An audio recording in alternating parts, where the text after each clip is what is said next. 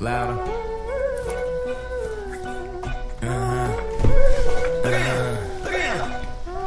What you need? What you need? I got what you need. What you need? What you need? Hello and welcome in to another episode of Blake and Noah, LA to Chicago. And we have Blake back this week. It's a good thing. Back to having my normal co-host. Makes it a lot easier when you have that chemistry. So, yeah, Blake, how you doing? Pretty good. Glad to be back. Obviously a busy school week that I just had, which made me unable to be on the episode, but I was bummed about that. But I'm excited to be back to talk about all the new topics. Yep, and it's certainly been an exciting weekend, an exciting week. Start of college football, lots of stuff going on. You know, it's Labor Day weekend. So, yeah, we're ready to get started. Blake, you want to give them the phone number information? Yeah, if you guys would like to call in, please call the number 224-563-4565. I'm going to repeat that one more time just so we have it. 224-563-4565. So if you would like to call in to hear our show or just share your words of interest, just give us a call. And that's it. Okay, sounds good. And let's dive right into the NBA. And we'll start with a release. The Memphis Grizzlies released center Fab Melo just 2 weeks after sending forward Dante Green for him to the Boston Celtics. And Blake, you know, it's kind of embarrassing for the team and for the player when they just trade for him and then they realize that he's not the player they're looking for. Yeah, I mean, this guy, he obviously had potential, but there is some off-the-court issues going on here. With Boston last season, he only played 6 games, averaging only 1.2 points per game in a 6-minute average of playing for minutes in this league. So, but then in the D-League, he played in 33 games for that main Red Claws, and he performed pretty well. So he had some, obviously he had some high expectations coming into the NBA season, trying to get a roster spot, but that did not work out. Yeah, Fab Melo, he's a 7-foot, 255-pound guy, so obviously well-built, maybe a little skinny. He was the 22nd overall pick in 2012, so obviously a first-round pick, you expect a first-round pick to do a little better, but as we all know, first-round picks don't always pan out as we expect. But we wish the best for Fab Melo. Hopefully he can find a job. He probably will. Maybe not in the NBA, but the D-League definitely. And now we're going to go over to a trade that went down just a couple of days ago, 2 days ago, 3 days ago to be exact, where the Milwaukee Bucks acquired small forward Caron Butler in exchange for point guard Ish Smith and center Slava Kravtsov. And the trade was with the Suns, so that's a big deal for the Bucks trying to get better. And Blake, what do you think of this deal? Obviously, he's going to help them out with losing Brandon Jennings to Detroit. He could be a key player on this team. I do not think this is going to make a big deal in the playoff picture because I don't see the Bucks making the playoffs. But Caron Butler had some great years with the Mavericks, obviously helping them win a title, and he's and he played really well with the Clippers a few years ago, so I think that he could help their team, but it's just not going to affect the playoff race at all. Yeah, and if this was an NBA 2K13 deal, then the Suns got the better side because Ish Smith in NBA 2K13 every time ends up with at least like an 84 overall, so he's always a good player. But realistically, that probably won't happen. I think it's a fair trade, both sides. You know, Caron Butler in the end of his career, slowly declining. Ish Smith, obviously young and still has room to grow. He may not be a star, may not achieve the same amount that Caron Butler, but in terms of what they'll give him right now, I think it's a fair trade. Yeah, I mean, yeah, good point there. With that, you want to move on to the next topic, which is obviously Lamar Odom, who was arrested on a DUI charge on Friday, and he was taken into custody at allegedly 3:54 a.m. local time after a California Highway Patrol officer saw his white Mercedes-Benz traveling erratically on the San Fernando Valley Freeway. So, Noah, what is your feeling on this Lamar Odom DUI charge news? Well, me and Jake last week discussed it. We were talking about how this is a little embarrassing, and this is Lamar Odom, a guy who used to be considered a really good player, and now he's getting arrested, and everybody's talking about, oh, he's doing drugs, he's doing all of these things. And as we said last week, he is a professional player. He is under a much larger spotlight than if he was just a high school basketball player. He has to hold himself to a higher standard. He has to put on his big boy pants. He has to grow up a little bit, be a man, Start realizing when your life is going the wrong way, and he's got to pull it back and bring it back in the right direction. Yeah, I mean, obviously you hear all the news with what's going on with him and his Kardashian girlfriend, but he has a lot of off-the-court stuff, and his career has been kind of in a downward spiral for a while now. So that's my opinion on that one. Lamar Odom, I think he'll rebound. I think he'll start to pull his life back together, hopefully. But you never know. But it's just sad to see a guy who was respected in the NBA for a really long time start to go the wrong direction. And, hopefully he gets his life back on track. But with that, we're going to go into a little bit of predictions. And we're going to go into some award predictions for the NBA season. And we're going to start out with the Coach of the Year award. Blake, who's your pick for the Coach of the Year? Personally, it took me a little bit of thinking for this one. But when it comes down to it with the NBA season and with the Heat, I think that Eric Spoelstra has a chance to win the NBA Coach of the Year award this year if he can produce 60 wins in the regular season and hopefully win a third consecutive NBA Finals. I think he's a well-deserving Coach of the Year candidate, so that is my pick for that. Yeah, there's so many coaches that are deserving. Greg Popovich obviously won. As you said, Eric Spoelstra hasn't gotten his fair opportunity, I guess, yet to win that Coach of the Year award. Tom Thibodeau of the Chicago Bulls, obviously a fantastic coach. So many terrific coaches all over the place. Doc Rivers potentially could win it. And I'm just because, Greg Popovich is always the safest bet, I'm going with Greg Popovich.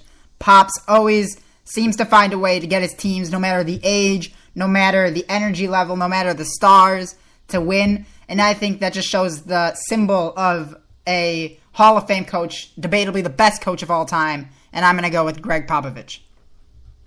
Good pick there. What's our next category for the award? We're going on to the Most Improved Player award. Maybe not the most popular, not the best award, but it does show which players are getting better. And it's tough to say who I think is going to get it, but I'm going to go with Kyrie Irving. I think he's going to, people will say, oh, but he's already such a great player. Kevin Durant won the Most Improved Player even when he was already a really good player. I think this year Kyrie Irving is going to finally establish himself as an unquestionable top 5 point guard, without a doubt. Some people may already think he is, but everybody has their doubts whether or not he can continue to do it. And I think this is the year that Kyrie Irving is going to carry the team. Despite Andrew Bynum coming in, that just gives him a person to pass to. His assist numbers will go up. I also think his scoring will go up, though, as well. And I think he's primed for one of his best seasons. Yeah, personally, I think that Manu Ginobili of the Spurs could have a very good season this year, despite all the problems he had in the playoffs and the regular seasons with injuries. But I think he is a player that you need to watch out for a Most Improved Player of the Year watch. So keep out for Manu. Watch out for Manu Ginobili, and I think he could do well this year. Yeah, Manu getting old, but that doesn't matter. He's always a good player. The Spurs are always good no matter the age. And they have, obviously, one of the best defensive players in Tim Duncan. And speaking of best defensive players, we're going to go into Defensive Player of the Year award. And over the past couple of years, we saw Tyson Chandler, Dwight Howard, and I think it's time for Dwight Howard to take back that award. He's moving to a new place, moving to Houston, and I think he's going to really start to reestablish himself as the terrific center he was. People started to doubt him and say he's not that good and all of these things, but it's time for him to step up and play that same old defense that we know. I think that he should be the favorite to win the award. Yeah, can I agree with you there? I think Dwight Howard could have a monster season this year with the Rockets. Obviously, a lot of pressure with that huge offseason acquisition that the Rockets made over the Lakers to get him. But I really think it could fuel some motivation for Dwight, and hopefully he has a great year this year, which could transport into him winning Defensive Player of the Year. So I agree with you on that one. Yeah, and with that, we are going to go into the Rookie of the Year in what many are calling one of the weakest classes ever in the NBA. But it doesn't mean that there won't be a Rookie of the Year. There always is, and there always will be. And in a class where there's not really one standout, you really have to look and think about this. And despite Ben McLemore's scoring ability and Trey Burks being the number one point guard there, I'm going to go with Victor Oladipo of the Magic, taken second overall. He is a very good player. I really liked him at Indiana. He's got such terrific athleticism, a good defender, still raw offensively, still has room to expand, but I see him as a player that could really be a difference maker, and I think he will be on Orlando, and I think he gets the Rookie of the Year award. Yeah, I can have to agree with you on that one. It's not my choice there.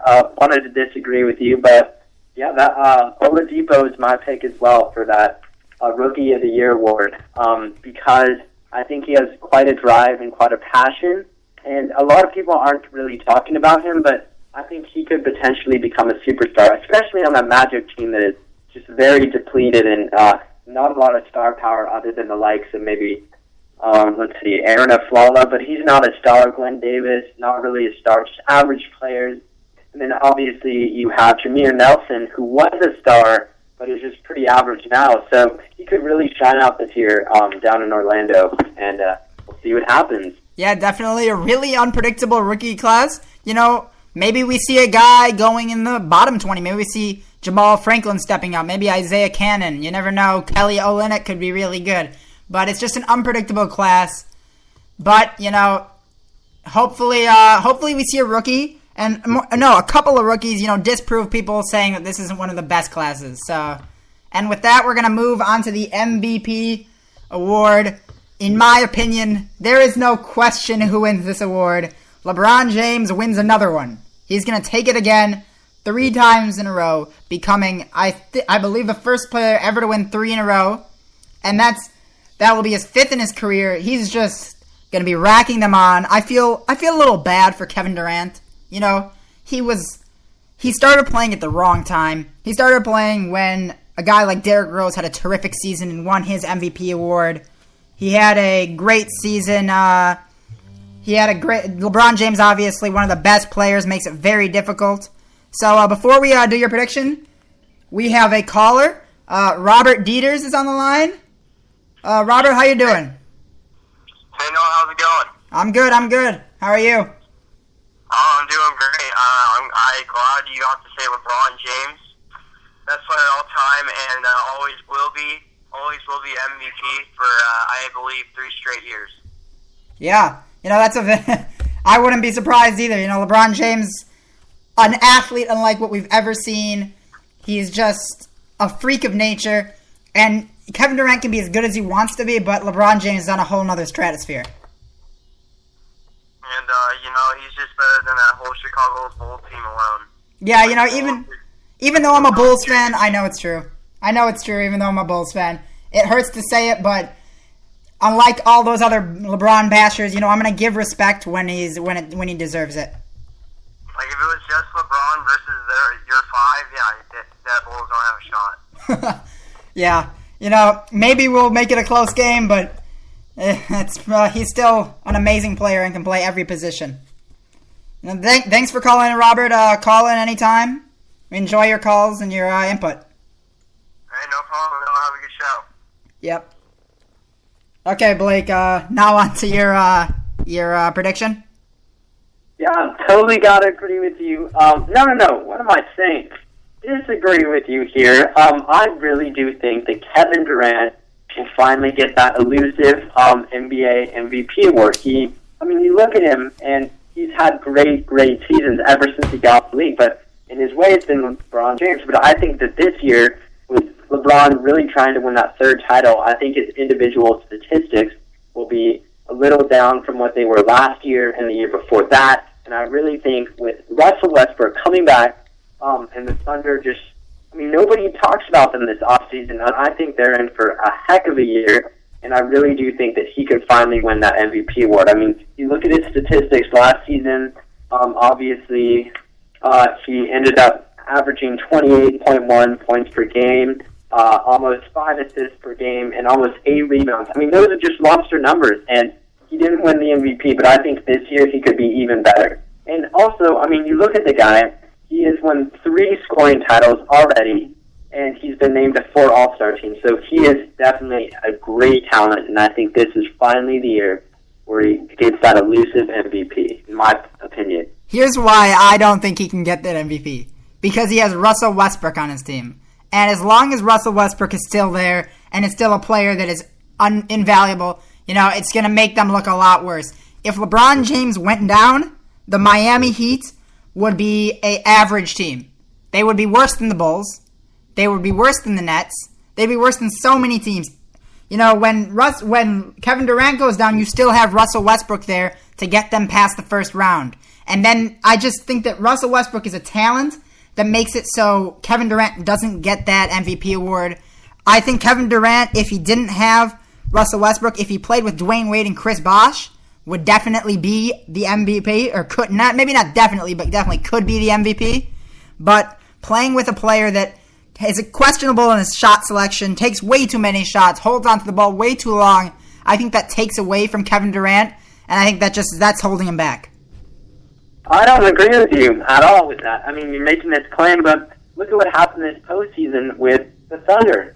They could not beat Memphis due to Russell Westbrook not being in the game. I mean, this guy is a proven winner. He's won multiple games with the Thunder in the playoffs, along with Kevin Durant. And you look at him, last postseason, he wasn't able to play, and their team just had absolutely no shot versus a Memphis Grizzlies team that got swept by those San Antonio Spurs, which the Oklahoma City Thunder had beaten the year before in the conference finals. So I think Russell Westbrook is a very, very valuable piece to this team, and he supports Kevin Durant's game, although he does take a few shots. That's exactly my point, though. The fact that if Dwayne Wade and Chris Bosh go down, and it's just LeBron left on the Heat are still a team that can make it to the Eastern Conference Finals. He proved that when he was on Cleveland, that he can carry a team to the Eastern Conference Finals.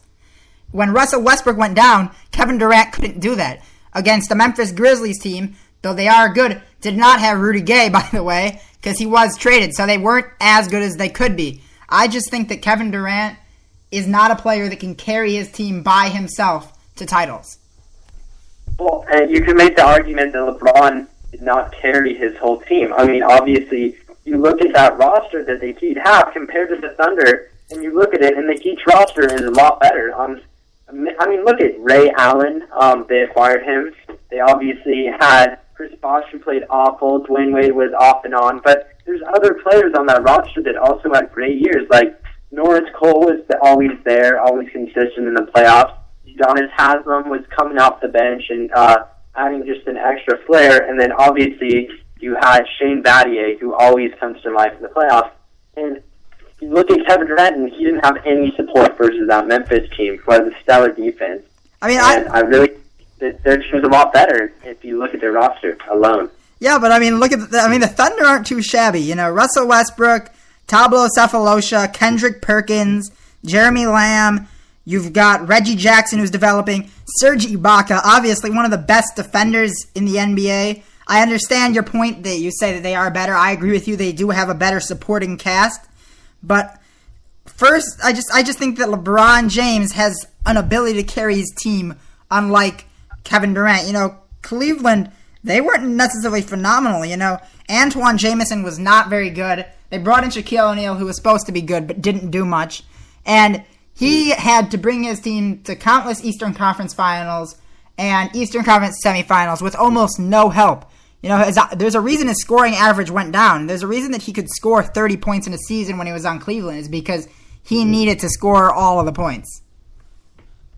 That's a good point, but I got to point out a flaw in that. You said Jeremy Lamb's name. Jeremy Lamb only played 6 minutes per game last year, and he only averaged 3 points. So he was basically a D-League player, and they're going to have to sub in that for a Kevin Martin this upcoming season. So we're really going to see a true player that Kevin Durant can be, I think, this year, along with Russell Westbrook. But we'll just have to see. And with that, I think we'll end the NBA discussion. But we obviously had some good heated argument going on. But good points on both sides, I think. Yeah, and not much going on in the MLB when it comes to trades and stuff. But the Pirates did make another big trade. They acquired one of Minnesota's best players, first baseman Justin Morneau, as they continue to better their team. If you don't remember, they also acquired Marlon Byrd and John Buck last week from the New York Mets. So they're bringing in a lot of big players. And Blake, what do you think about this deal? I think that it's proving that the Pirates, although they didn't make any big name trades at the trade deadline because they didn't want to, I don't know, I guess their general manager was being conservative, but it shows that they are really making the push to win that NL Central Division, which is just a dogfight right now between the St. Louis Cardinals and the Reds and also the Pirates. So it's proving that they are doing whatever they can to win that division finally, which they have, I don't know how long it's been since the Pirates have been in the postseason, but they are trying as hard as they can. And I think this is a really good move. Former MVP award winner, yeah. Yeah, Justin Morneau, obviously a phenomenal player, bringing in so many quality players. And as you said, they really are showing right now that they're the team to beat now in the NL Central. A couple of weeks ago, they looked like they were going to run away with it.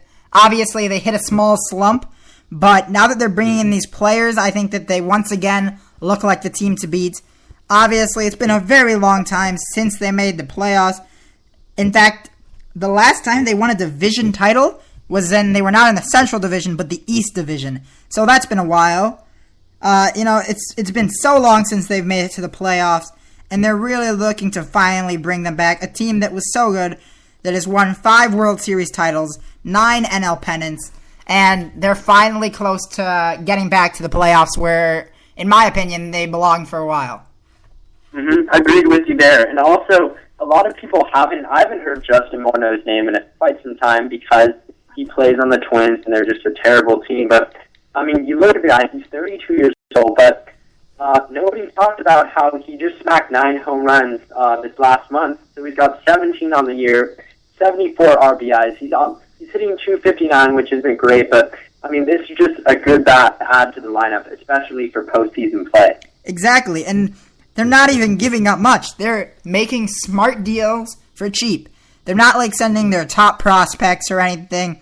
They've sent a couple of low-level minor leaguers to the Pirates. The deal was so acquired in the trades past year.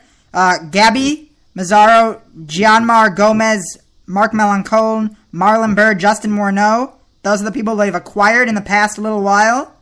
In the past year, and out, they've only traded Joel Hanrahan, Presley, and 2 minor leaguers. So, for all of those solid players they've brought in, they've only sent out 4 players, and of those 4, only one of them is really a well-known or moderately known player in Joel Hanrahan. So, it's not only that they're making good deals, it's that they're making smart deals, too. And just moving on now from that note, another huge deal that went on the other day was obviously Michael Young was acquired by the Dodgers from the Philadelphia Phillies in exchange for a minor league pitcher. The 2 teams announced on Saturday night. So the Dodgers will plan on using Young as a bench player who can kind of replace Juan Uribe at third base and also Adrian Gonzalez at first, as well as he can pinch hit. And this year he's batting .272 with 8 home runs and 41 RBI. So I mean, just another big-name player that the Dodgers have added, and they're only going to end up having to pay him $1 million on his $16 million contract, which he is owed right now by the Phillies. And now the Dodgers are only going to have to pay $1 million for this guy. Yeah. What do you think of this deal? Yeah, if I were to look at the 2 leagues, the NL and the AL, you can tell that these NL teams are bringing in players that they need to win. I haven't seen the AL do that as much, but it's a great deal for the Dodgers, They've won 23 games in August, which is a really crazy number. And now they're bringing in another solid player. And people can say, oh, Michael Young is getting older, all of these things. But when a guy like him is coming off the bench, you have a deep team. You have a good team. He'll be a solid bat when they need him. When Juan Uribe isn't batting really up to his standards, up to what they need, they can bring in Michael Young for a spark off the bench. And I think it's a really smart signing, really showing that them and the Pittsburgh Pirates both pushing for that spot in the World Series. Yeah, totally. And with that, I think that the Dodgers also, this just shows that their team is looking very, very strong for a potential postseason run. I mean, you talk to most of the players on their team, and they have the feeling inside the clubhouse that this is a World Series team. So I think there's lots to come from this team in the upcoming October, and it'll be exciting. Can't wait for it.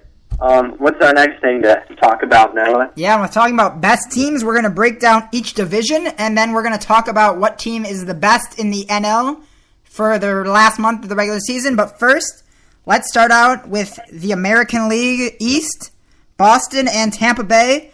And Blake, I believe the last time we did a division breakdown, I predicted Tampa Bay winning, and I think you predicted Boston. I'm not sure, but it was a close race. But now, it's not looking so good for me with my Tampa Bay prediction. Boston has opened up a 5.5 game lead over the Tampa Bay Rays. They've won 8 out of their last 10, while the Rays have only won 3. Blake, what's your prediction for the American League East now? What do you think? I mean, come on. You look at this Red Sox team, only a few more games to play. I think approximately 24. Not sure about that. But 5.5 game lead over the Rays with this much baseball left to play. I think they've won the division. And certainly I thought that when they acquired Jake Peavy at the trade deadline, I thought they'd wrapped up the division as well. So I think that they have this division in hand now, and it's going to be a battle between the Rays and the Orioles for that wild card spot. Yeah.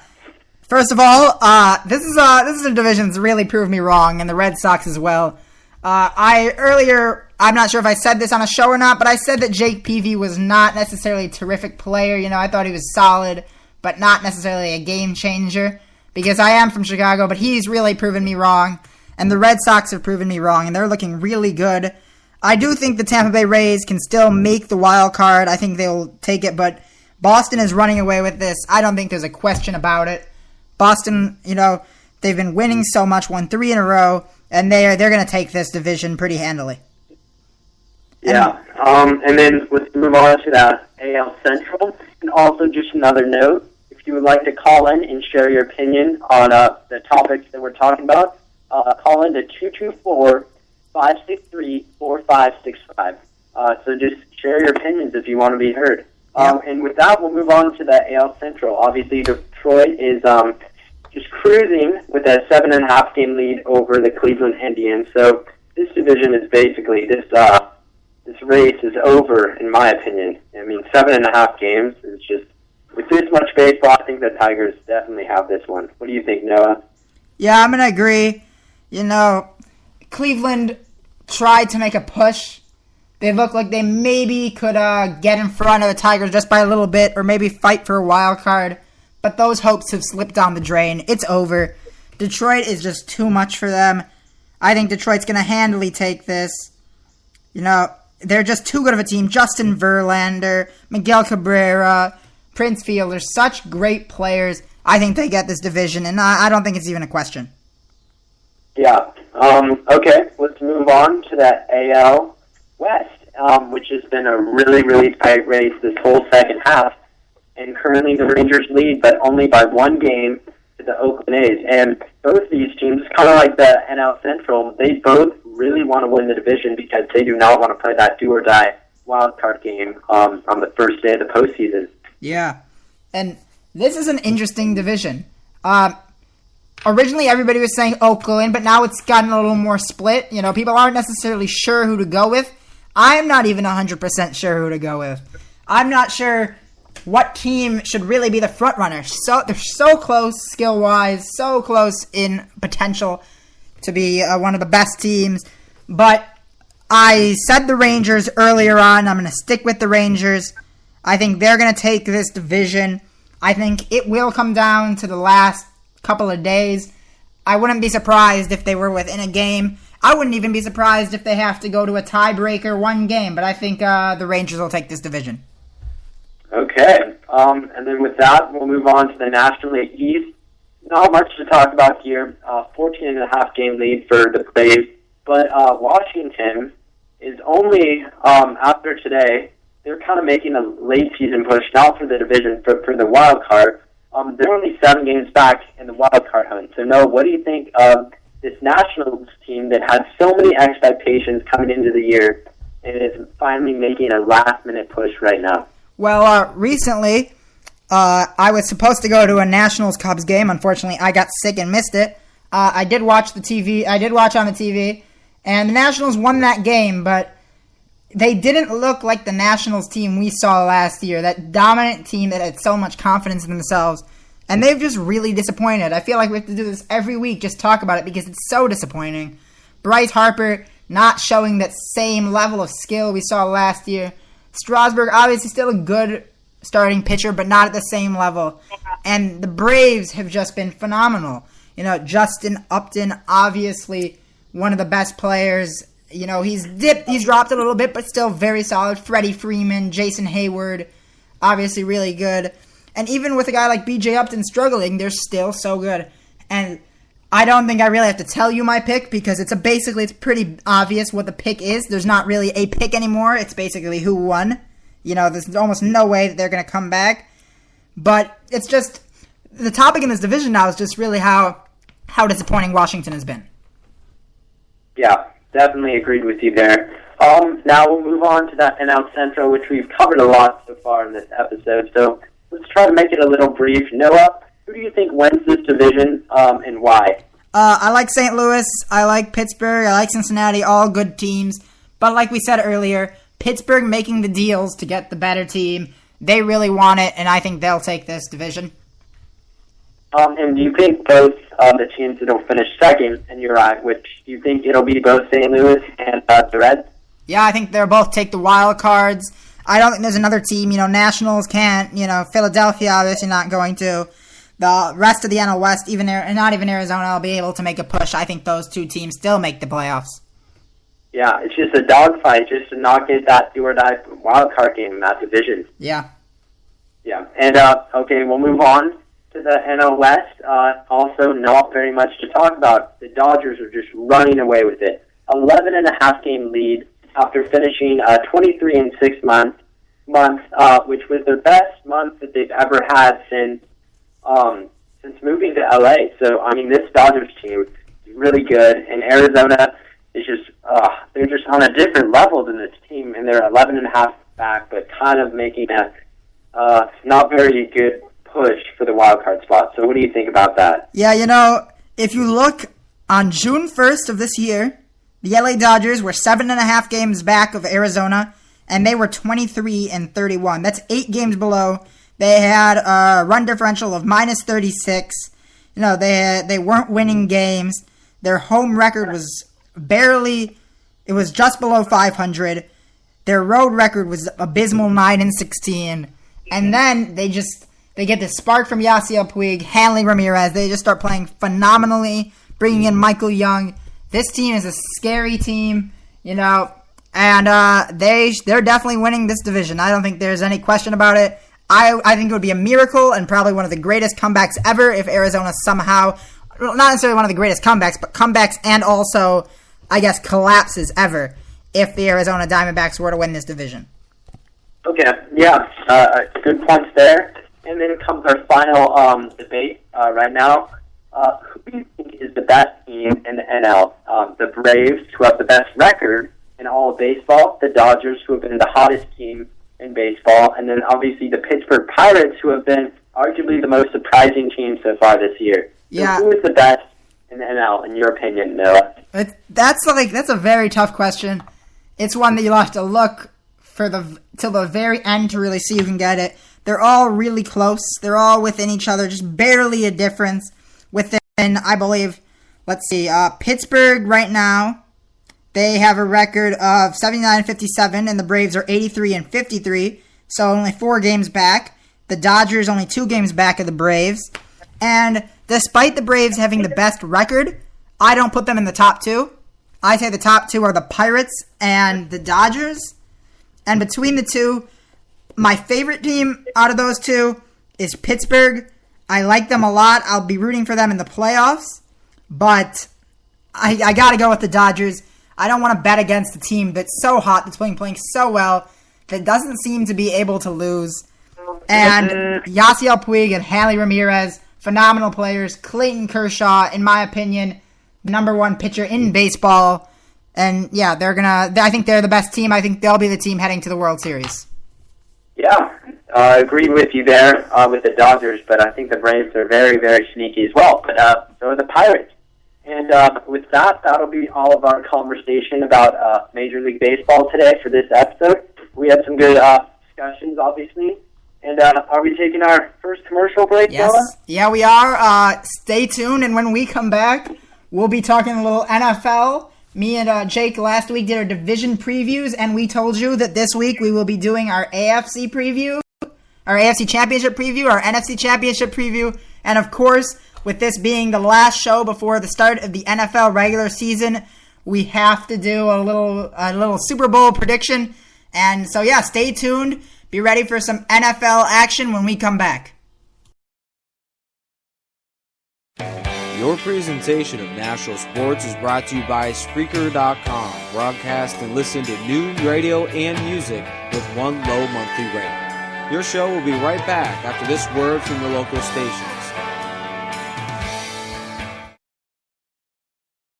You can contact National Sports in a number of ways through Instagram, Facebook, and Twitter with the label National Sports. We love to have you guys a part of our show and can easily join us also through text or call. You're listening to the National Sports radio station on Spreaker.com.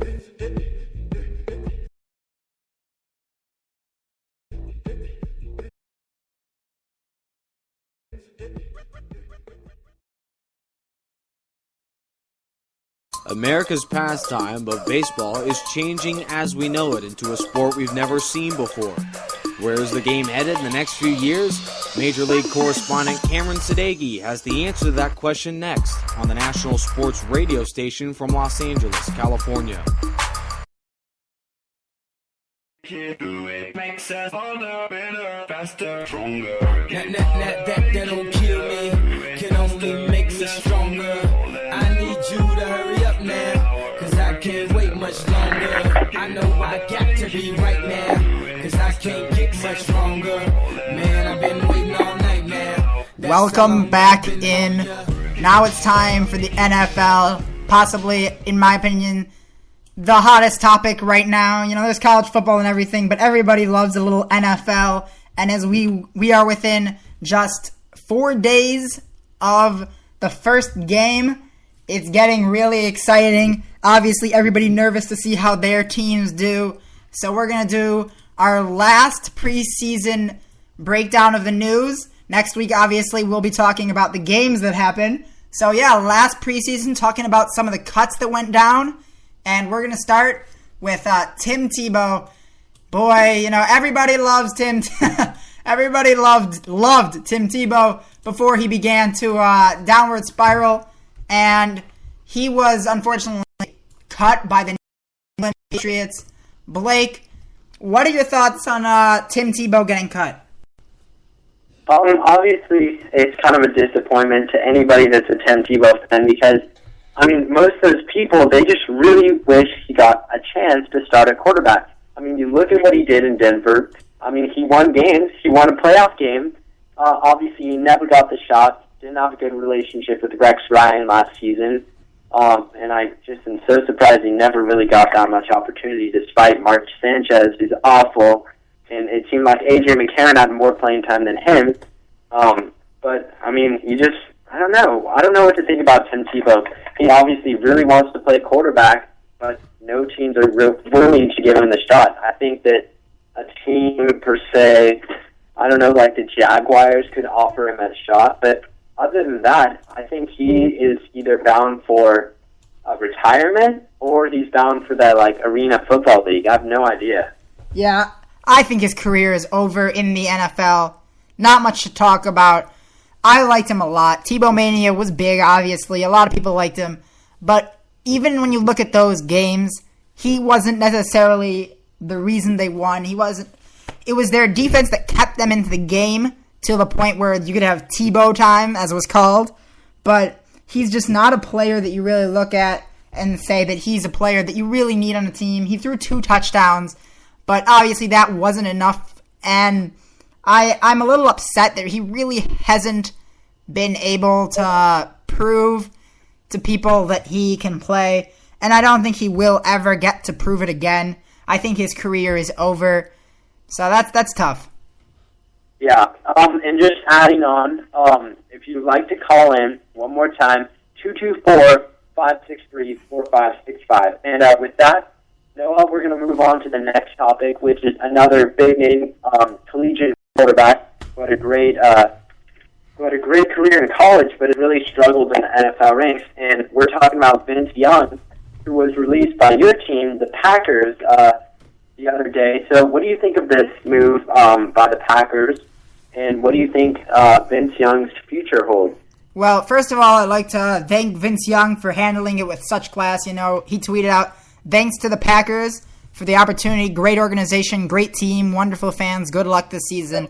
Showing real class, not taking it badly, not saying, "Oh man, this team cut me. I don't like them anymore." He's being respectful, obviously showing that he's a classy guy. And I was rooting for Vince Young. I wanted him on the. I didn't necessarily think he was a player that would benefit the Packers, but I always liked Vince Young. Just liked him. I didn't necessarily think he was good or anything. He just had that kind of aura to me, like Tim Tebow had to so many.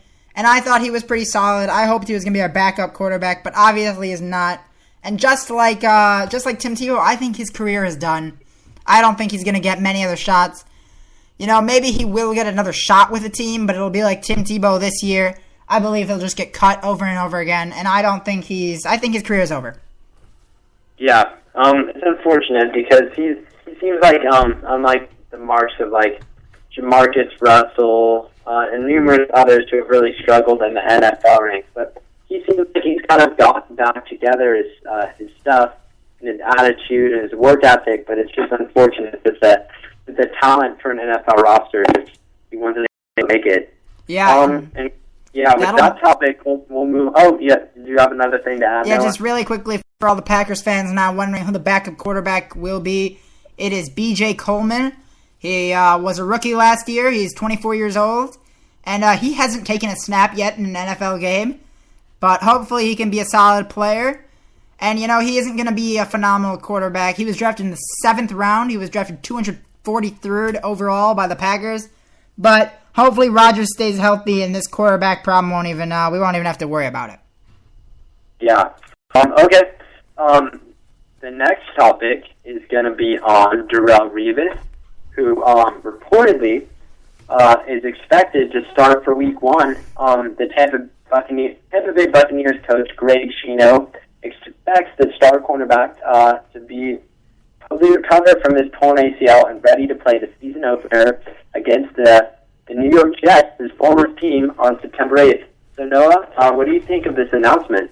Yeah, I'm not surprised that he'll be ready to play. I think he'll come out and play hard, especially because it's against the Jets.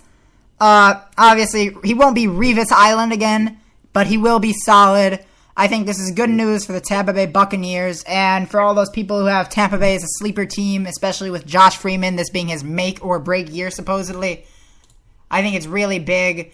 I don't necessarily think that he'll be as phenomenal this year. I think this will be more of a bridge year back to his former self. But this is good news. It obviously makes the Buccaneers a significantly better team. Yeah, I totally agreed with you there. Okay, next note. Quickly, according to an article by the Bleacher Report, Rex Ryan wants to start Geno Smith over Mark Sanchez, reportedly. What do you think? What do you think of this announcement or report, whatever you want to word it? And how do you think that it's actually going to play out in your eyes? Oh, I totally think Geno Smith will start. I don't think there's a question about that. Geno will be the starting quarterback. I think in the end it comes down to Rex Ryan. And I like the decision. People say Geno Smith isn't necessarily at the level you want him to be at, but he is a rookie quarterback, and, he has development time. And the quicker they get into the development period, and the quicker they start developing him and giving him more real game time, the quicker he'll get better. I don't think Mark Sanchez is a smart pick to put in the game, especially because he's already proven that he's not good enough to lead the team to win. Yeah, and he also hasn't at all proven himself in the postseason so far. Why did I just say that? Not with the postseason. This preseason, he's been just horrendous, to say the least. Obviously, not playing good enough football to win that starting job is Mark Sanchez. So why not give the rookie, Geno Smith, maybe fuel some new blood into that terrible Jets offense and see what happens? Because obviously nobody else is good enough to fuel that offense other than him, maybe. Yeah, totally. Look, Mark Sanchez, he really made me kind of like the Jets a little bit. I was rooting for them when they made the playoffs, but he was a waste of such a high pick. There were so many good players in that class, and he really disappointed. And people will say, he led them to AFC Championship games, but was it really him that led it to him? I would say it's more of their defense and all of those things. And I think it's time that the Jets turned over a new leaf and stop lingering on the past and move on to the future. Yeah, I agree with you there. Okay, so our next topic is going to be about the ESPN released the rankings of the top 10 offensive and defensive players. So at number 1 at offense, they had Aaron Rodgers, who was, I don't dispute this at all. He's had a great career so far. And last year was no exception. 38 touchdown passes and only 8 interceptions, and a completion percentage of 67%.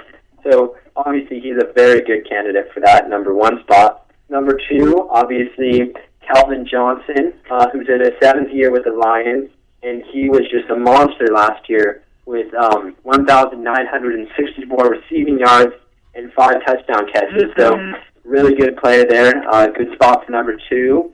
And then number 3, Adrian Peterson. I'm a little surprised that he's not at number 1, but maybe he will be after this season.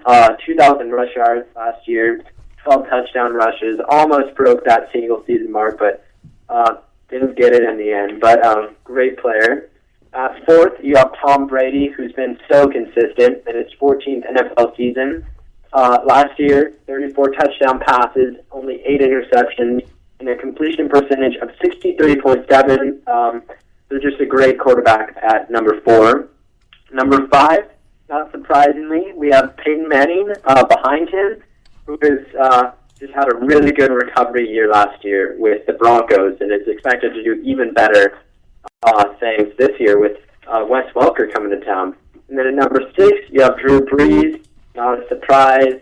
Number 7, you have Larry Fitzgerald, who struggled a bit last year, but is expected to be revived and do a lot better with that new offensive coordinator. And then at 8, a little surprising, you have Rob Gronkowski of the Patriots. I don't know if he's a top 10 caliber talent, but I know he's a very good tight end. And then number 9, A.J. Green, going into his 3rd season, expected to do very well and expected to do big things for those Bengals. And then in the 10th spot, you have Joe Thomas, the only offensive lineman in the top 10, but he's been very, very good ever since he was drafted. And he's been he's been selected to go to the Pro Bowl in all 6 of his NFL seasons. So very good play there. So now, what do you think about these top 10 offensive rankings? Yeah, well, first I'd like to go into a couple of snubs. Joe Thomas snubbed Arian Foster off this list. He snubbed Marshawn Lynch off this list, potentially, if you don't want to put Arian Foster on there. And I just think that's a little disgraceful to only have one running back on this list. Now I'm going to go back to the top and talk about the top 3. I believe Aaron Rodgers is the top offensive player. I don't think there's a question about that. People say, Peyton Manning had a better year, but look at the statistics. Peyton Manning, sure, he threw for 400 more yards, but Aaron Rodgers threw for 3 less touchdowns, 2 more touchdowns and 3 less interceptions. He had almost identical completion percentage. Those are almost identical, and I just don't think that he had a necessarily better year. I think Aaron Rodgers is still the best number one. But then you have Calvin Johnson second. And after what Adrian Peterson did to go and rush for 2,097 yards, just 8 yards shy of the record, 6 yards a carry, 12 touchdowns, I think it's a disgrace to put Megatron over him. I know Megatron set the record, but AP, coming off a torn ACL injury, it's just ridiculous. And I think it's a disgrace to ESPN. I think ESPN should be ashamed of themselves for putting Adrian Peterson above Adrian Peterson below Calvin Johnson, excuse me. But that's basically all I have to say on this list. I'm a little surprised that Rob Gronkowski is ranked in the top 10, but yeah, that's my opinion. Yeah, totally. I mean, they left out some great players. Obviously, you mentioned the likes of Marshawn Lynch, Arian Foster. I mean, those guys just fell off. I mean, you look at that list, Arian Foster's at 14th. They have his teammate, his fellow teammate, Andre Johnson, ahead of him, which makes absolutely no sense, in my opinion. And then they have Ray Rice way up at 15.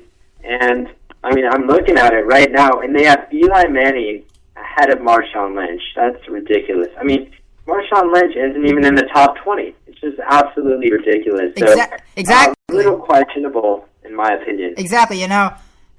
This question isn't who has won the most Super Bowl rings. It's who's the best player, and you have guys like you have some solid players, but Ryan Clady. I mean, Ryan Clady is really good, but to put these players above them, to put Eli Manning above guys like Tony Gonzalez and Roddy White, to put him above Marshawn Lynch, I think that's ridiculous.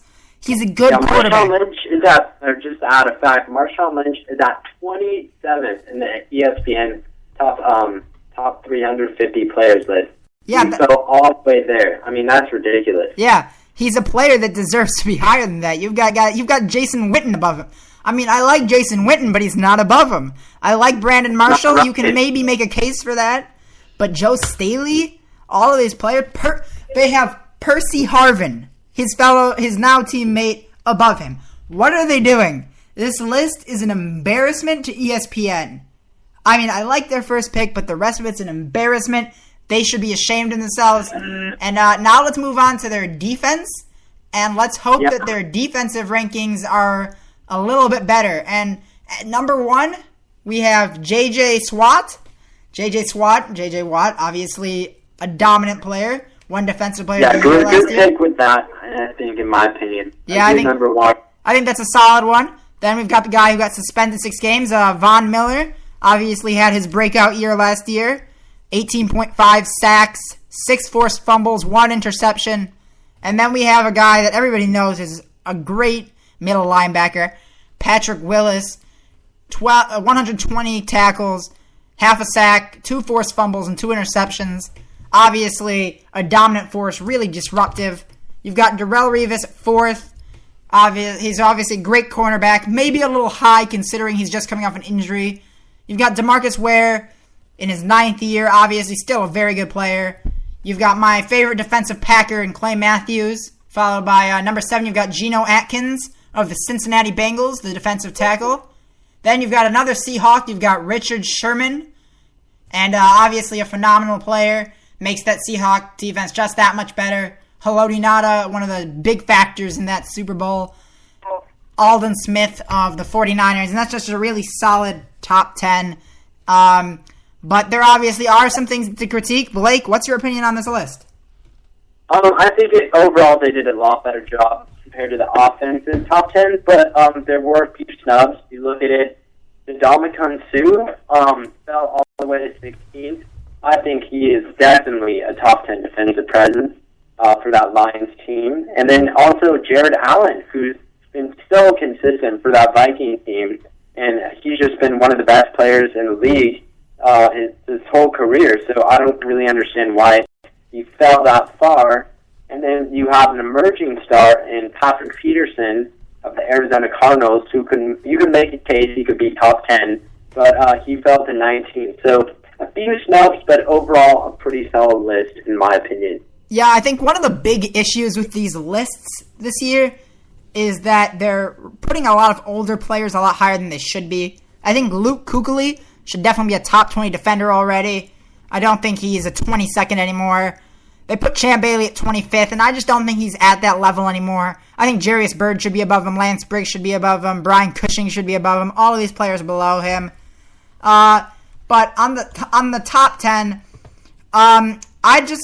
I don't like Clay Matthews below DeMarcus Ware or Darrelle Revis. I just definitely think he should be above them. Clay Matthews, in my opinion, the most disruptive player in the NFL on defense. J.J. Watt still, I think, the best player, but I think he's very tough to guard. And Darrelle Revis, as I said, he's coming off that injury. DeMarcus Ware, not at the same level, I think, as Clay Matthews. But I like the list. I like that they put Geno Atkins up there. Not necessarily a player that's well known, but he is a very good player. You know, I like Haloti Ngata, Alden Smith. And I think there were a couple of slip-ups, but obviously I think this is a much better job. And not really redeeming the embarrassment of the offensive list, but definitely helping it out a little bit. Mm-hmm. And from that topic, I think we got some good points there. We'll move on to our next one, which is our AFC and NFC championship predictions. So, Noah, what do you foresee in your crystal ball that I know you got there at your house for this upcoming season, and who do you think will win the AFC, and who do you think will win the NFC? Well, unfortunately, my crystal ball is broken right now, so I'll actually have to use my head. So let's think about this. You know, you've obviously got a lot of good teams, and in the NFC, you know, there are three teams that I've been looking at this whole time. The Packers, the Seahawks, and the Niners, I think, are the unquestionable favorites. And I've got to say Seattle's definitely one of the teams in the NFC Championship game. I think it'll come down to Green Bay versus the 49ers again for a spot in that NFC Championship game. And I'm going to take the 49ers. I don't want to bet against them. I really hope the Packers can take that. I really hope the Packers can get a Super Bowl. But at the current time, I just think that San Francisco is too good. I think, unfortunately, San Francisco obviously will be getting a wild card because I don't think they'll win the division right now.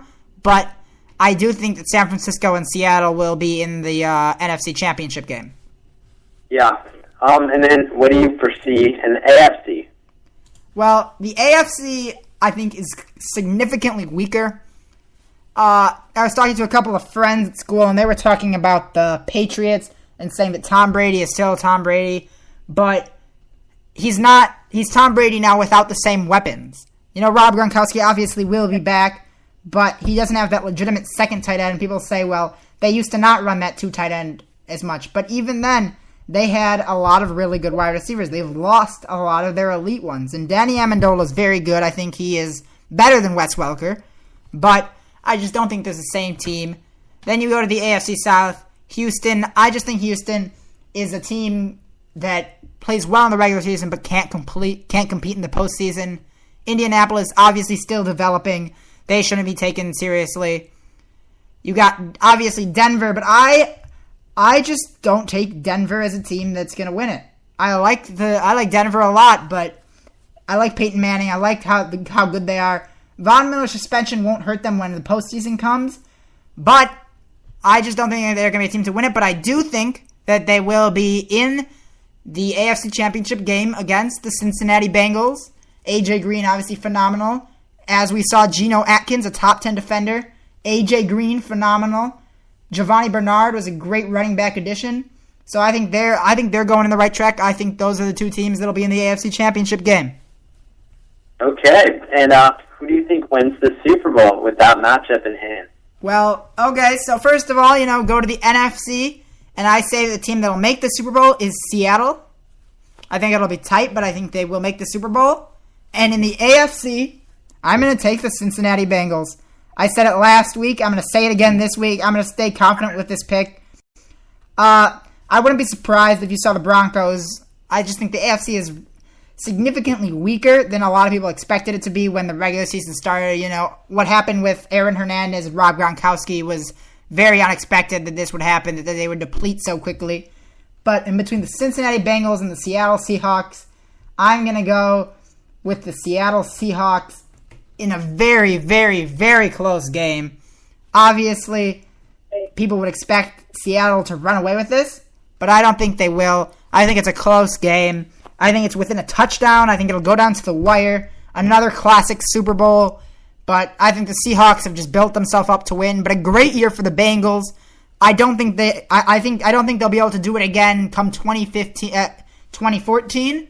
I think they'll be. I think the New England Patriots will be back. The Colts obviously doing a lot more competition, but Cincinnati will take advantage of this situation, make it to the Super Bowl. Unfortunately, the Seahawks will take it. Good point there. Good prediction. Don't totally agree with you on all elements. Personally, for that NFC, I see the championship game being between.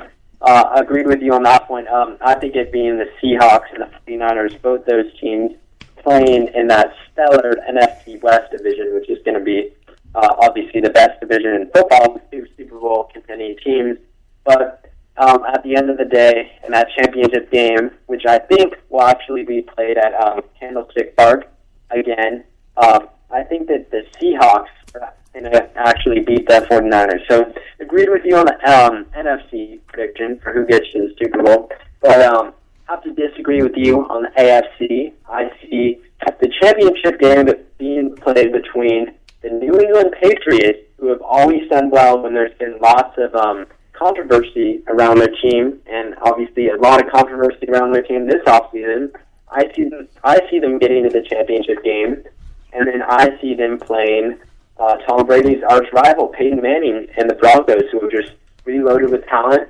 Obviously, they're not going to have one of their star defensive players for the first 6 games, but we're talking about the postseason here, and I think they're finally going to overcome that, and I think that they will beat the Patriots in the AFC Championship by a very slim margin. So I see in the Super Bowl, I'll see not the 49ers, the Seahawks, and the Denver Broncos. So both very high caliber Super Bowl contending teams.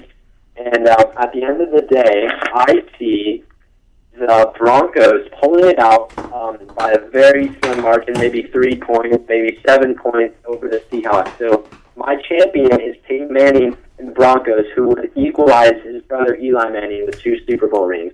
So that is my prediction for our upcoming NFL season, but we'll just have to see how it plays out, right now. Yeah, those are good predictions. I'd just like to point something out, and I'll do it quickly because we do have to hit a commercial break before our last segment. But really quickly, I'd just like to say, and you can respond to this, and then we'll hit the commercials, but Peyton Manning is not a good postseason quarterback. He doesn't seem to win games when it matters. Only 1 Super Bowl up to this point, and I think that until he proves it, I don't see them winning it. I like the Broncos. I just don't like Peyton Manning as a playoff quarterback. My response to that would be a jab at your own team, the Packers.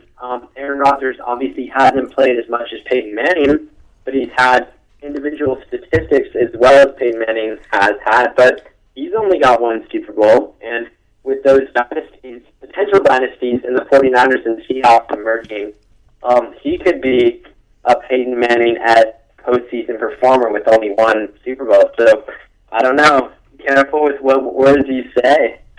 Yeah, that's a fair point. And with that, we're going to hit the commercial break, and when we come back, we're going to talk a little college football. Obviously do Say What, my favorite segment of the show. Lots of funny stuff. Do the birthdays.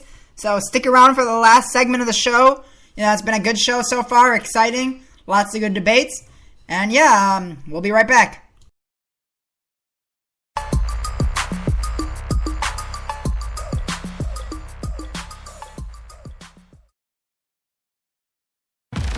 Hi, this is Sam Rosen, and I'm here with Sam's Situation. Good afternoon, and welcome into the corner. It's Chris's Corner here on Spreaker.com, a national sports affiliate.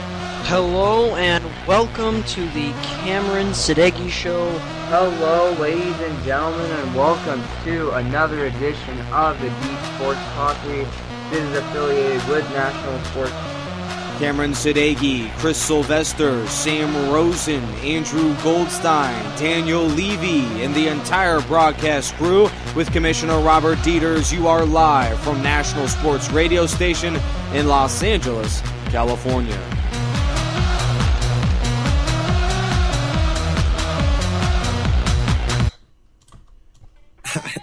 Shit sound like 007.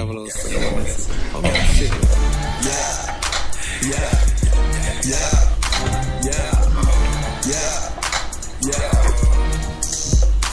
Jane,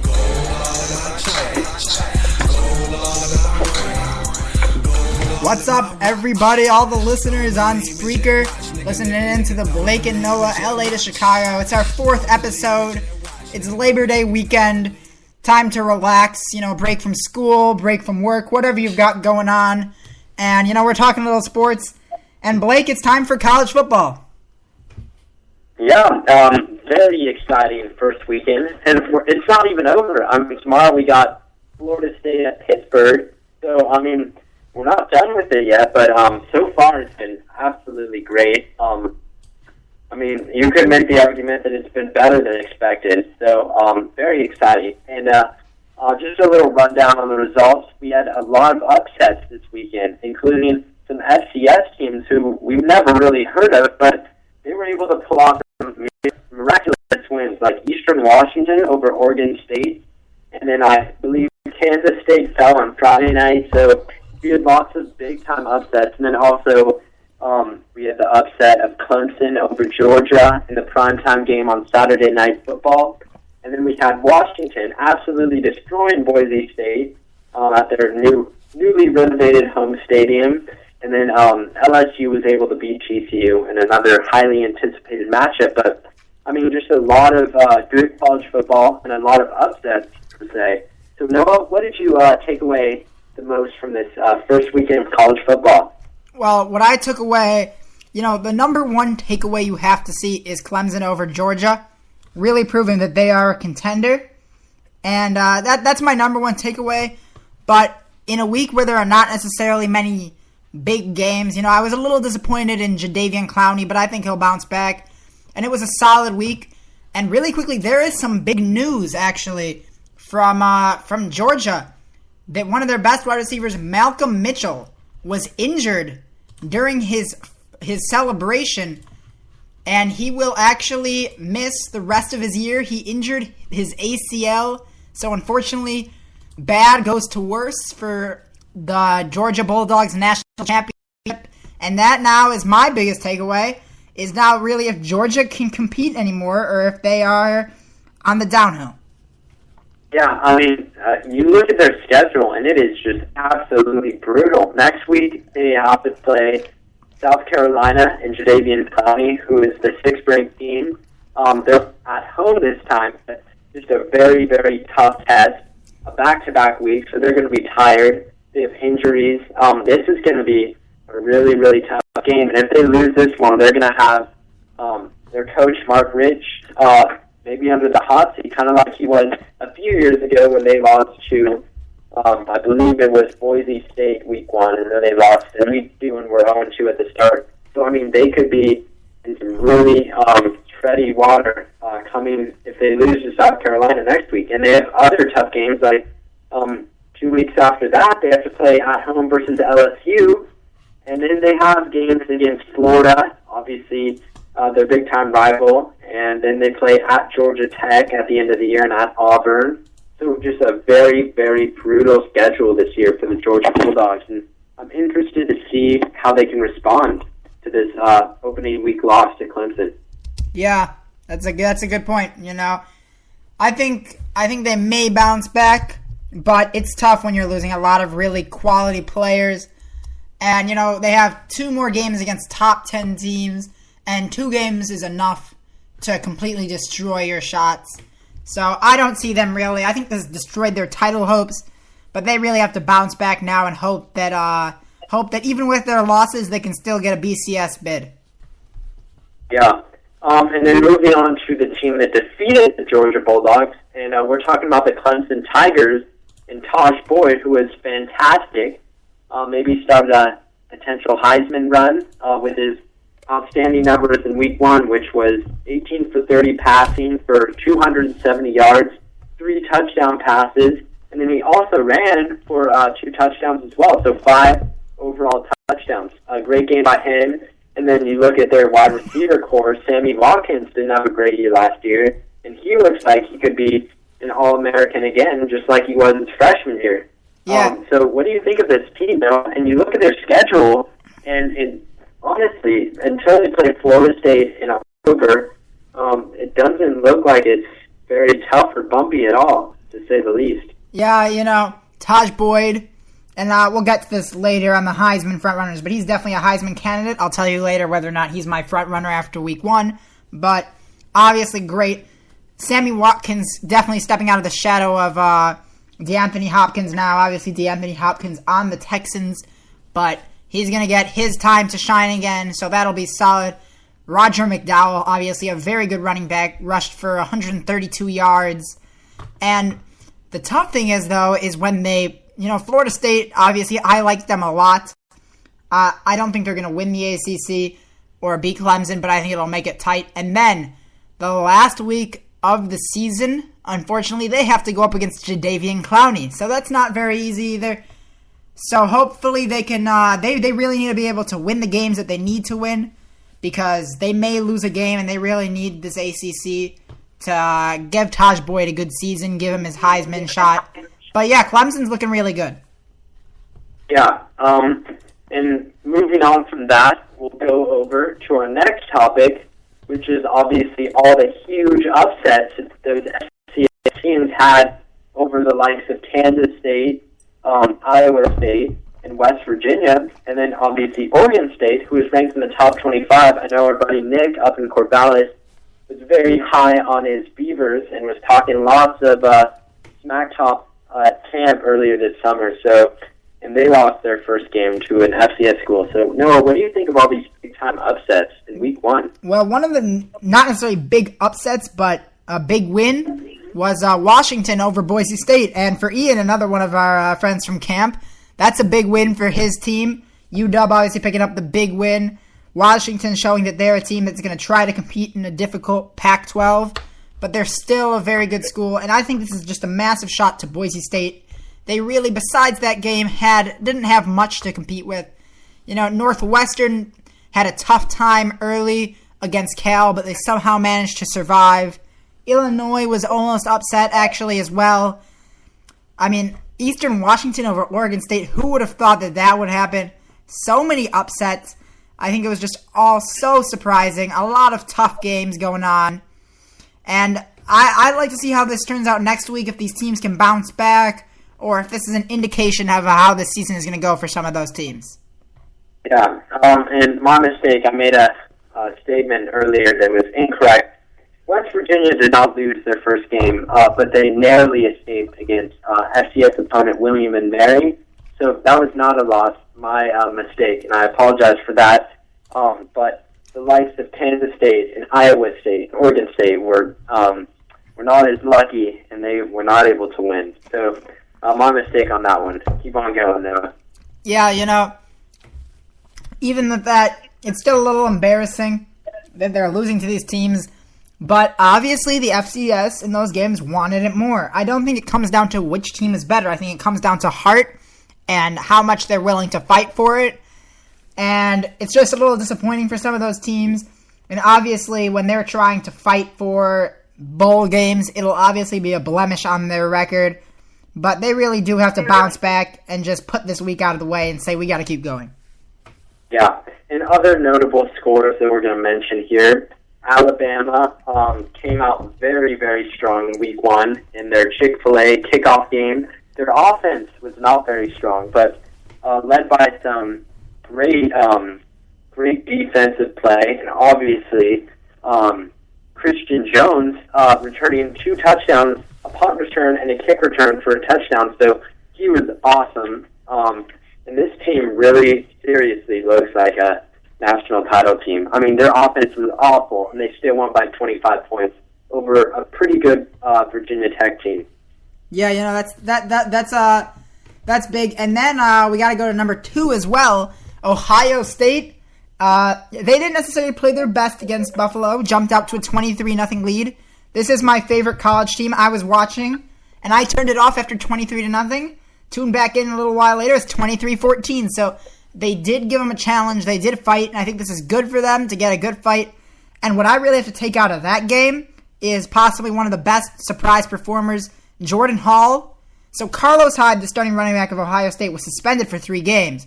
But Jordan Hall came in and showed that he's not a backup. He's a potential starting running back. And I don't know if Carlos Hyde will get the start now. He rushed for 159 yards and 2 touchdowns. Just phenomenal. He was out of his mind. 2 really big runs. I was really impressed by him. He ran for a 149-yard touchdown. It's just great for him. And people will say, oh, well, Ohio State did struggle. But they were missing a lot of good players.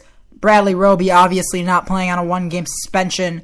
C.J. Barnett was injured. But those players will come back. Big win for Ohio State. So it's good to see that the top 2 teams are winning. You don't ever want to see top 2 teams lose first week. But those are both solid weeks. Not necessarily their best games, but good games.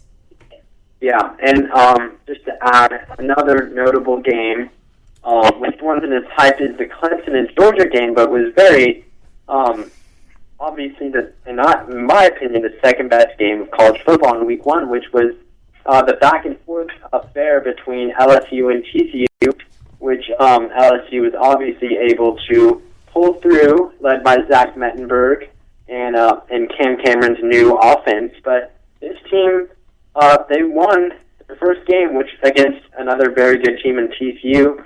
What do you think of LSU and their performance in this neutral site game at the Cowboy Stadium? Well, it's a big win, giving them some confidence. I didn't necessarily think TCU was a team that could really beat them. At halftime, it was close, 16-10. That third quarter really kind of opened it up to a 13-point lead, and TCU did try to fight back, but I don't really ever have a doubt that LSU would lose this game. I think a game that was also, you got to talk about is Texas A&M against Rice. Before Johnny Manziel came in, they were struggling a little bit, but Johnny Manziel came in, and obviously there was no drop-off. A lot of us, including me, were predicting that he may drop off, but he was playing pretty darn well, if I may say so myself. He didn't necessarily. He went 6 for 8, 94 yards, and threw for 3 touchdowns. Though his backup, Matt Jokel, and in case you're wondering, yes, he is the brother of Luke Jokel, the Texas A&M lineman who was drafted in the NFL draft in the top 5. But he was solid, 190 yards and 1 touchdown. But I was really impressed by Johnny Manziel being able to come back and keep his composure. Yeah, he looked really, really good out there. And but everyone is talking about all that drama that went on the field after he was celebrating touchdowns, yelling at Rice defenders, and not acknowledging his coach, Kevin Sumlin. So, unfortunately, despite his great play and the few snaps that he had, all that everyone is going to be talking about this whole next week until his second game of the year is going to be about all this leadership, lack of leadership, and lack of good sportsmanship. What do you think of all this celebrating and kind of drawing that defender's act that he was putting on display in the second half of this football game? Yeah, so I said his performance was good, but he's becoming a disrespectful, ignorant person. He's just got to stop it. He's getting me angry because I really don't like when a player gets so cocky that they think themselves better than everyone. There's going to come a point where he's going to be in a game and they're going to be playing a really good team, and he's going to start jawing at them and saying, "Ooh, look at that's me, Johnny Manziel, I'm so great." And then somebody's going to come up and absolutely rock him and absolutely destroy him. You can look at Week 3 against Alabama. That could be that game. But somebody's going to knock him back in his place because he's being a disrespectful person. He's just very ignorant, very cocky, and he's starting to lose so many fans everywhere. Yeah, agreed with you there. And then we'll go on to our next topic now. We obviously discussed all of the big-time scores, but let's cover our Heisman front-runners after Week 1. Okay, so obviously the first one I'm going to put in my candidates is Taj Boyd. You can't get around that. Obviously phenomenal. The next person I'm going to put in is Braxton Miller. And these aren't in order. These are just quickly my top ones. You got to put in Teddy Bridgewater as well. Those are my 3 candidates. I don't think you can put Jadeveon Clowney in after week 1. He obviously will bounce back. I'm going to put currently... I'm going to put, I'm going to put Teddy Bridgewater at first. It'll be close, but I'm going to put Teddy Bridgewater. Yeah. Good point there. Agreed with you on mostly all of those analogies. So we'll move on to our next topic, which is, are we going to move on to say what? Or are we going to... We're just going to quickly just do a really quick rundown of next week. You know, just give you a little preview. So just a quick couple of the big games. Obviously, Ohio State in action. Stanford will be in action. You'll get to see them up against San Jose State with a very good quarterback. They're a very solid team. Not many amazing matchups next week. You do have Notre Dame against Michigan, which is noteworthy, and you should probably tune in for that one. But, you know, see how Oregon State rebounds. But it should be an okay week next week. Yeah.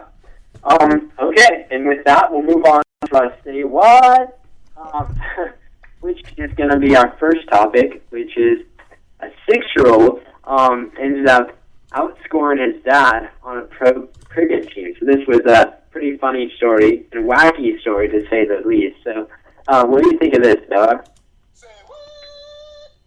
Yeah, that's pretty ridiculous, and I think it's slightly embarrassing for the father that his son basically just came onto a pro cricket team and took over and was the best player on the field. It's also an insult to a lot of the other players too, but it's kind of funny. It's kind of cute that a little kid can do that, showing his potential, possibly maybe one day the greatest cricket player of all time. Obviously, cricket is not my field of expertise, but obviously he had a good game. Maybe he could be the greatest of all time, the Michael Jordan of cricket. Yeah. Okay. Well, move on to our next and last say what. Because of due to time constraints, we got to shorten our last minutes of the episode. But an announcer called Paul Goldschmidt, and obviously you can figure out what the rest is. But what do you think of this kind of ridiculous commentating? Yeah, that's really funny. You know, you don't expect a guy who's a professional broadcaster to have a flip up like that. It's a little embarrassing. And quickly before we do wrap up, there is one more clip I do want to put on. Let me pull it up really quickly. And just to give you a quick background, apparently a commentator during a wrestling match started calling the guy Mianus because his name is pronounced it's written Mianus. Let me try to pull this up. Unfortunately, I do not have the link. I gotta find it on here. But even if I can't find it, he basically I can't find it, but unfortunately, he basically was going on about saying like, oh, there's a cut in my anus, or I'm watching my anus and he's not looking good. My anus is bleeding all over Chavez. And it was just ridiculous. You know, not a great week for sports broadcasters. So hopefully they do get a little bit cleaner with their comments. But funny stuff as always. You're always going to enjoy it, even if it is not good for somebody else. Yeah, I mean, you always know when you make a mistake on live television, radio, or broadcasting or commentating. I mean, everyone is going to know about it, and it's going to go viral, and it's going to get laughed at, and it's just a known fact. So you got to try to annihilate the mistakes as much as you possibly can in this field. And let's go on to the birthdays. Let's go on to our birthdays really quickly. Tim Hardaway. Obviously, many of you, if you don't know him, his son is Tim Hardaway Jr., currently playing for the Knicks. It's his birthday today. Vinnie Johnson and Guy Rogers as well. In baseball, not many big ones. Michio Nishizawa, Jim O'Rourke. In football, lots of them. Not many big players, but there are some. Clinton Portis, Jason Taylor's birthday today. So those are some big ones. Ray Flaherty. Then you got to go to soccer. One of My favorite player is Ruud Gullit, one of the best Netherlands players of all time. Frank Klopas, the coach of the Chicago Fire. So that's basically our birthdays. And Blake, you want to send out some last shout-outs? Yeah, I'd like to send out a shout-out to my USC Trojans. We obviously didn't talk about them, but they won their first game versus Hawaii on Thursday night. A pretty bad display at quarterback by both Cody Kessler and Matt Whittick, who are both, no one is really the solidified starter for this team, but it did not look good in week one, and I hope it's not a sign for things to tell, because we're playing Washington State next week. So the first 3 games are pretty easy to ease up the quarterbacks, but I'm really feeling for my USC team, and I hope that they can really get things together before their schedule gets a lot tougher. Yeah, and for my shout-outs, so you did your college team, I'll do mine. Shout-out to Ohio State, OHIO. You know, we got a good week one win. Hopefully we can pull out that undefeated season again. We have that banner up in our museum from the 12-0 season, and now we're actually eligible. Braxton Miller obviously looking solid. I really enjoyed watching Jordan Hall be just a very good running back. Hopefully next week when we get our better defenders back, we'll be a considerably better team. Also like to do a shout out to everybody in my family, all my cousins, anybody listening right now. Shout out to all the listeners, just random people that are tuning in and listening. And remember to tune in for my show.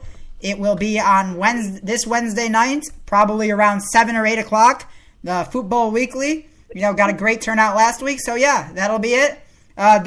Blake, you know, great show. Yeah, we had a great time, and hopefully we'll be doing this next Sunday, which will be our new local time to start doing this Blake and Noah show from LA Live. But I had a great time today, and I think this was one of our best episodes by far. Yeah, and hopefully you guys enjoyed it too. And with that, going to leave you with some Macklemore. So thanks for tuning in, and we'll see you next week.